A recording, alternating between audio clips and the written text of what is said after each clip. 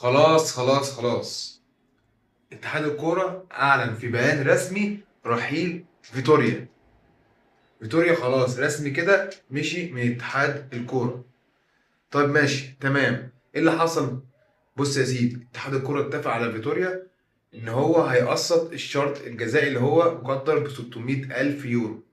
يعني الشرط الجزائي لفيتوريا ده مش هياخده كاش، يعني هيقسطه له بقى على سنة 6 شهور، الله اعلم، ايا كان في المجمل هو يدفع. تمام. وعين محمد يوسف مدرب عام لمنتخب مصر. محمد يوسف المدرب العام لمنتخب مصر هو اللي هيقود المنتخب لحد لما يجيبوا مدير فني اجنبي. مدير فني اجنبي ده اللي مكتوب في الخطاب.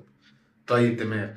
يعني مفيش مدير فني مصري، يعني مفيش حسام حسن مثلا اللي احنا كلنا عايزين حسام حسن يمسك المنتخب، بس ايه، مش عارف اتحاد الكوره ماله. ماشي حلو خلاص، لو هتجيب مدير فني اجنبي شوف رينالدو.